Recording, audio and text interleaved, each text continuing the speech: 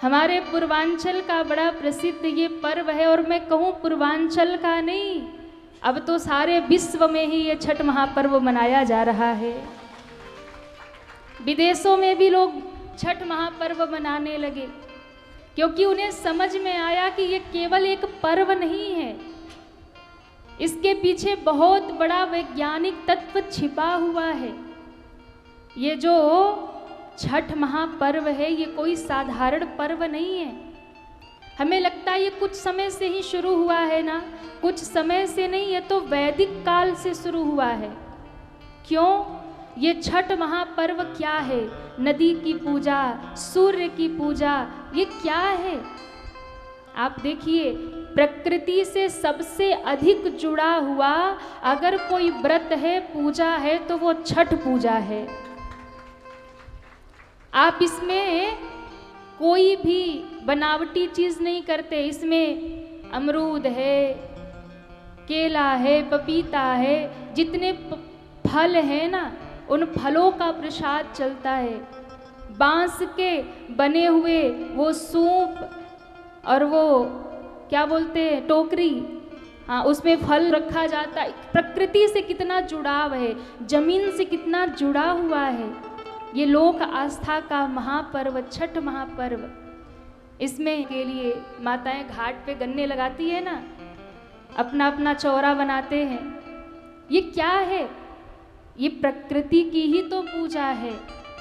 इसमें केले का पत्ता चाहिए, आम का पत्ता चाहिए, कुछ डिजिटल है इसमें? कुछ नहीं है। बहुत पवित्रता चाहिए, बहुत सात्विकता चाहिए। आप गलत खान पान, घर में सब लहसुन प्याज भी बंद कर देते हैं। आप सोचिए, ये वैदिक काल का जो युग था ना, लोग वैदिक काल में जैसे जिया करते थे, शुद्ध सात्विक भोजन करते थे, प्रकृति के चीज़ों का उपयोग करते थे। अब बांस से बने टोकरी के सूप का ही बर्तन प्रयोग होता है, मिट्टी का बर्तन प्रयोग होता है। ये क्या है? छठ पूजा को आप समझिए, ये छठ पूजा कोई साधारण पूजा नहीं है, ये तो वैदिक काल से चली आ रही पूजा है महाराज। ये वैदिक काल से चली आ रही है। ये लोक आस्था का महापर्व, ये छठ पूजा, ये सबसे प्राचीन परंपरा है। प्रकृति की पूजा, सूर्य की पूजा, नदी की पूजा। इस महीने में आप भगवान को समर्पित होते हैं प्रकृति के माध्यम से। सूर्य जो सारे संसार को प्रकाश देते हैं, सूर्य जो हमारे लिए तप रहे हैं, जल रहे हैं, उन भगवान सूर्य की पूजा होती है। इस छठ महापर्व में आप प्रकृति की पूजा करते हैं। क्यों?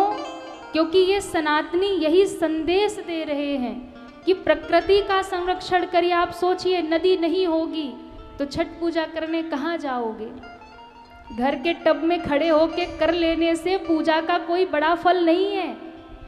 पूजा का तो बहुत बड़ा फल तभी है जब नदी के किनारे किया जाए। वो तो अलग बात है कि आप बहुत ऐसे हाई सिटी में रह रहे या विदेश में रह रहे तो आपको नदी तालाब नहीं मिली, तो चलो टब में ही खड़ा होके कर लिया, छत पे ही। पर महत्व तो तब है जब घाट पे जाओ, और घाट बचे ही कहाँ। ना नदियों को हमने साफ छोड़ा है, ना तालाब बचे हैं। कितना बड़ा प्रकृति के संरक्षण का ये महापर्व है। हमारे ऋषियों ने कितना सोच कर ये पर्व बनाया होगा। जब नदी होगी तभी तो छठ पूजा होगी, तालाब होंगे तभी तो छठ होगा, प्रकृति होगी, आम का पत्ता होगा, केले का पत्ता होगा, फल होंगे, बांस के टोकरी होंगे, सूप होंगे, तब तो छठ होगा, मिट्टी के बर्तन होंगे तब तो छठ होगा।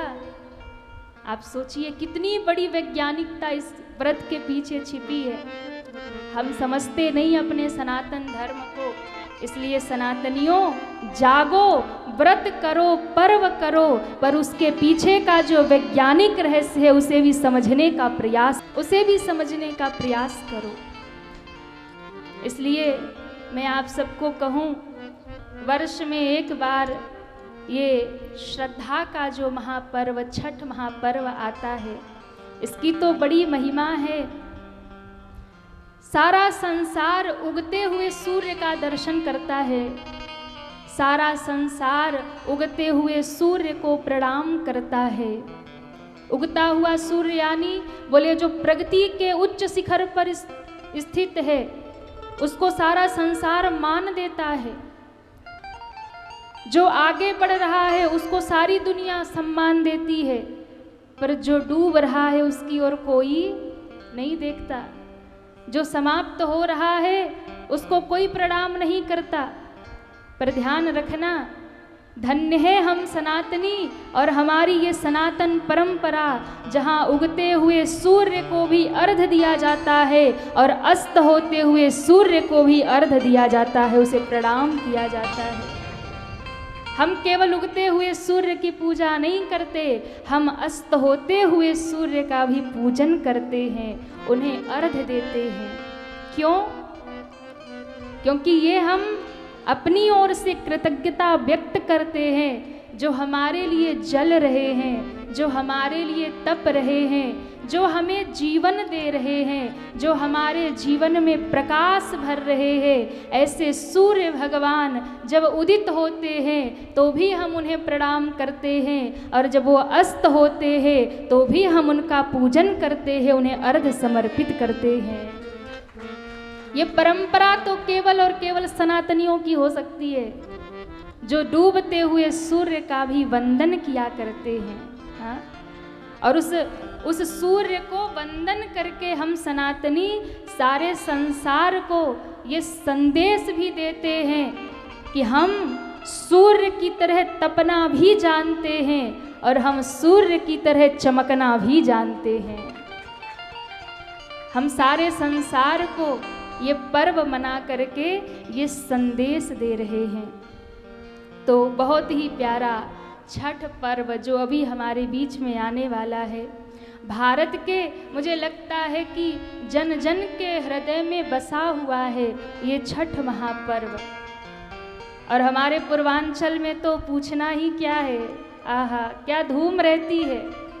जब हमारे झारखंड, बिहार और उत्तर प्रदेश की माताएं जब भाव में भरे हुए उस गीत को गाती है ना, वो छठ के गीत को गाती है, ना किसी मंत्र की आवश्यकता है, ना किसी स्तुति की आवश्यकता है, ना वहाँ किसी बहुत बड़े श्लोक की आवश्यकता है। वो हृदय से भर के जब छठी मैया के लिए गीत गाती है, उनका गीत ही महामंत्र बन जाता है। हाँ? उनका वो गीत जब वो भाव से घाट पर बैठकर घर घर में वो छठ गीत गाती है, तो संसार के सारे त्योहारों का संगीत फीका पड़ जाता है उनके छठ गीत के सामने, क्योंकि वो भाव से भरकर, प्रेम से भरकर के गाती हैं।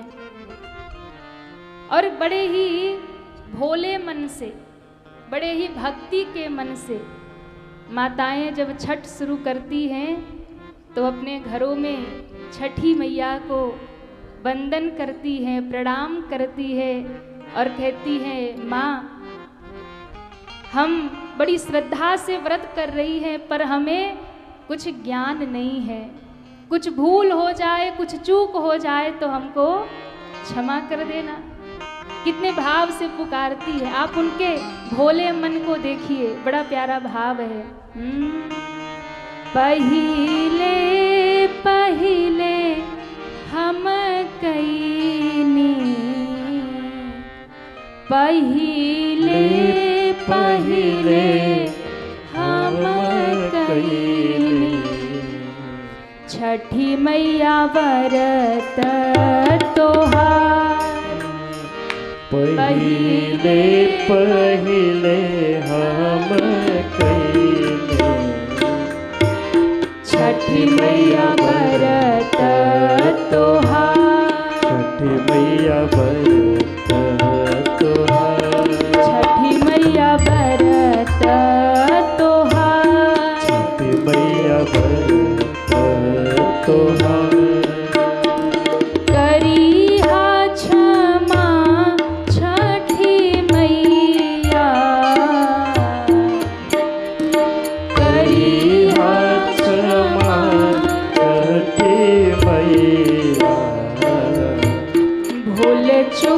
गलती हमार, भूल चुक गलती हमार, भूल चुक गलती हमार, भूल चुक गलती हमार।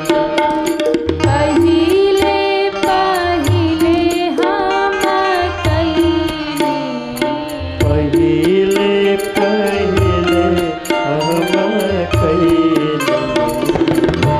छठी मैया बरत तोहार, छठी मैया बरत तोहार, छठी मैया बरत हरि बोल।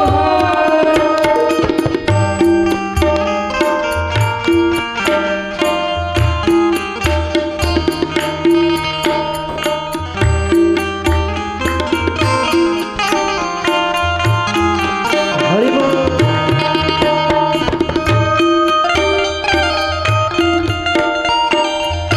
बोलो छठी मैया की, जय हो, सूर्य नारायण की। जय हो।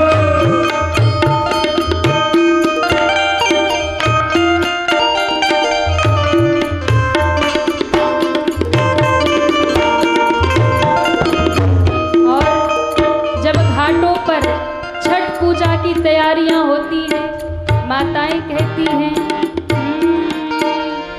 घाट सजवली मनोहर, घाट सजवली मनोहर, घाट सजवली मनोहर, घाट सजवली मनोहर। मैया तोरा भगती अपार, मैया तोर भगती अपार, मैया तोरा भगती अपार, मैया तोर भगती अपार। लिहिना रग है छठी मैया, रवि छठी मैया, लिहिना रग है छठी मैया, रवि छठी मैया। दीही आशीष हजार, दीही आशीष हजार, दीही आशीष हजार। दीही आशीष दोनों हाथ हजार। उठा के हरि बोल। बोलिए आदित्य देव की। जय हो।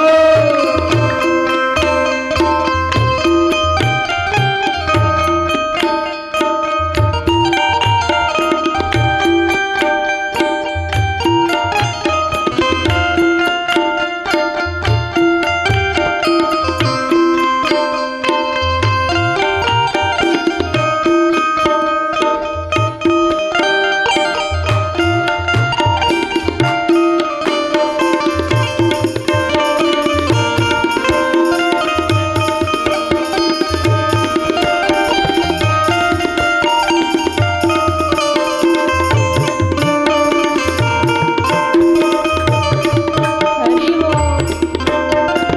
और जब माताएं छठ का पर्व करती हैं, स्वार्थ की भावना नहीं, परमार्थ की भावना। सनातन यही सिखाता है, वसुधैव कुटुंबकम। केवल मेरा हित नहीं हो, केवल मेरा कल्याण नहीं हो, जगत का मंगल हो, जगत का कल्याण हो। सर्वे भवन्तु सुखिनः, सर्वे सन्तु निरामया। सबका कल्याण हो, सबका मंगल हो। मैया लोग उस व्रत में छठी माँ से प्रार्थना करती हैं, हे माँ केवल मेरे बालकों की रक्षा मत करना। ऐसा नहीं कि मैं व्रत कर रही हूँ तो बस मेरे ही बालक सुखी रहे।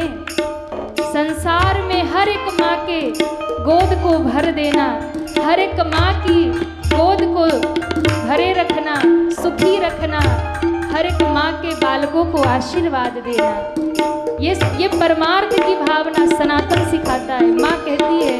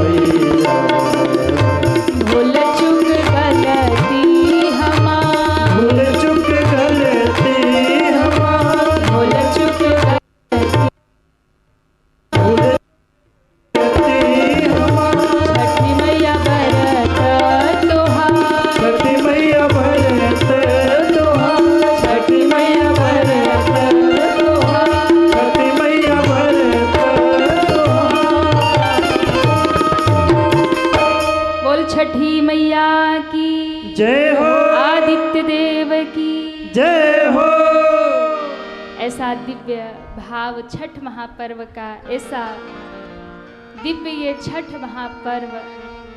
तो जो भी माताएं छठ पर्व करती हैं, जगत के मंगल की, कल्याण की कामना उस व्रत में करती हैं, भूखी प्यासी रहकर।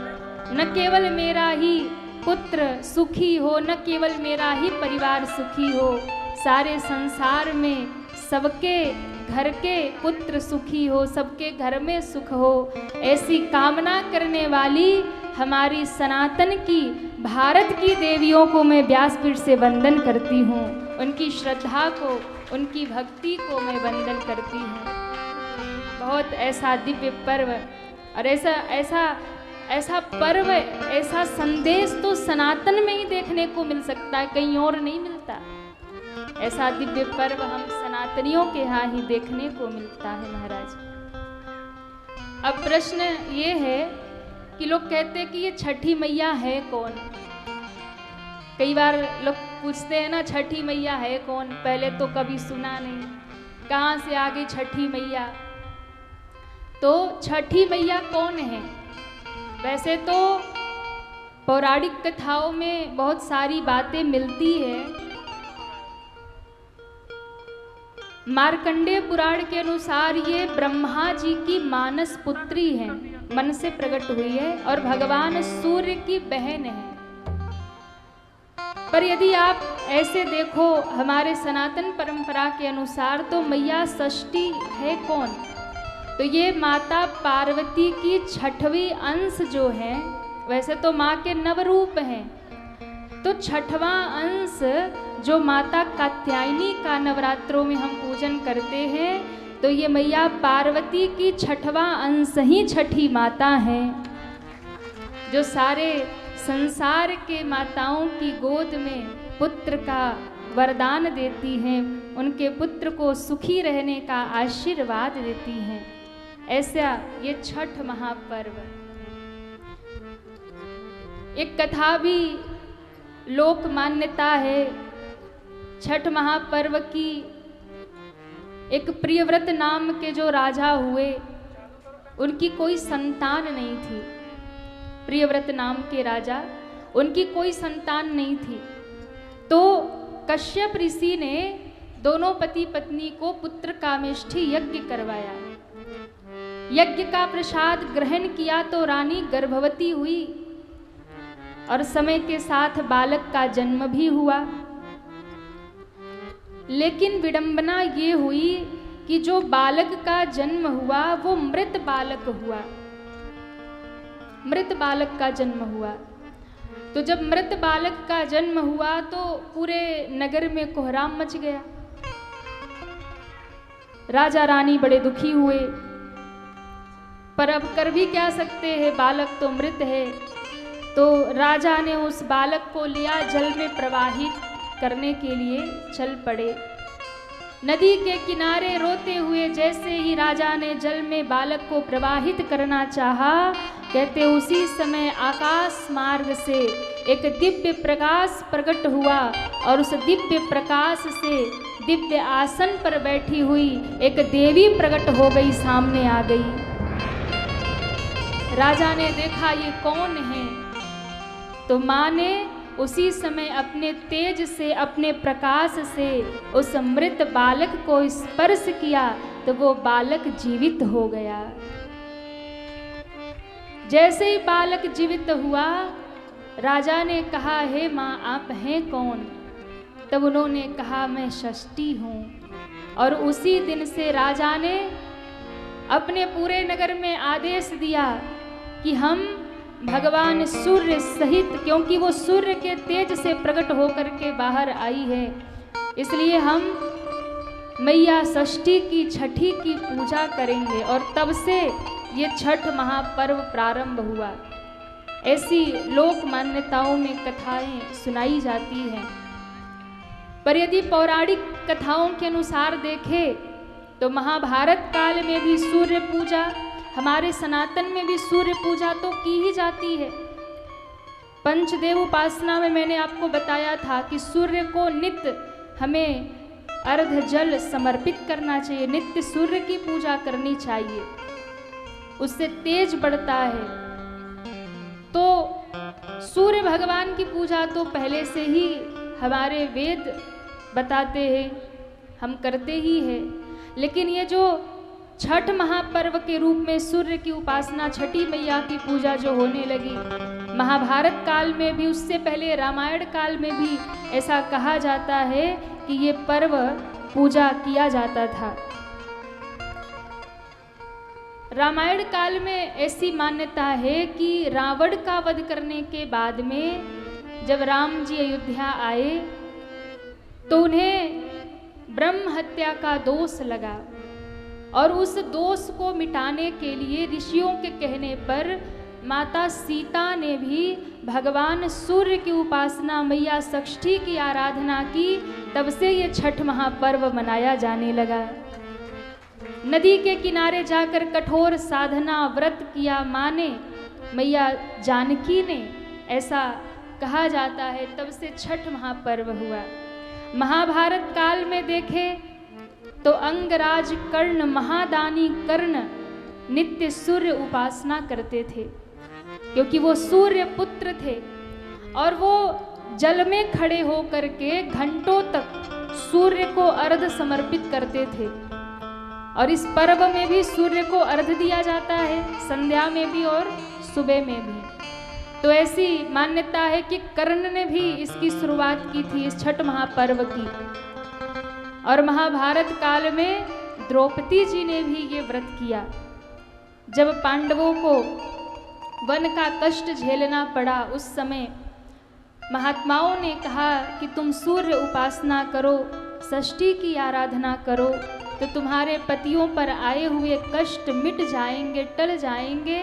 तब द्रौपदी जी ने भी भगवान सूर्य की उपासना की, षष्ठी की पूजा की, यानी ये छठ महापर्व का पूजन किया, तपस्या की, कठोर व्रत किया, जिसके कारण पांडवों को भी उनका राज्य पाठ वापस मिल गया। तो बहुत सारी बातें हैं। आप यदि इसे विज्ञान से जोड़ो तो भी, धर्म से जोड़ो तो भी, हर एक मायने में ये छठ महापर्व अपने आप में बड़ा ही महत्वपूर्ण है और बहुत ही अद्भुत है। हर एक मैया को व्रत जो करती है उनको करना ही चाहिए, और जो नहीं कर पाती हैं तो जो व्रती माताएं हैं उनकी तपस्या में जाकर के सेवा करे, सहयोग करे, तो उनका भी उद्धार है, उनका भी कल्याण है, उनको भी करना चाहिए। ये बड़ा कठिन पर्व होता है, इसलिए सब कर नहीं पाते हैं। और तो सारे व्रत तो एक ही दिन का होता है, पर ये तो 3-4 दिन तक चलने वाला व्रत होता है, बहुत सारे नियम होते हैं। और माताएं 2 दिन तक तो लगभग रहती ही है, एक दिन पूरे दिन भूखी रहती, दूसरे दिन पूरा निर्जला रहती है। तो बड़ा कठिन व्रत है। सारे व्रत एक दिन के होते हैं, पर छठ तो 3-4 दिन का पर्व होता है। तो माताएं बड़ी कठोर तपस्या करती हैं। तो जो व्रती माताएं हो उनका सहयोग करिए, उनकी सेवा करिए, उस पूजा में, सेवा में अपना हाथ बटाइए, तो आपको भी व्रत जैसा ही फल प्राप्त हो जाएगा। ये हमारा सनातन है। बोलिए छठी मैया की जय हो।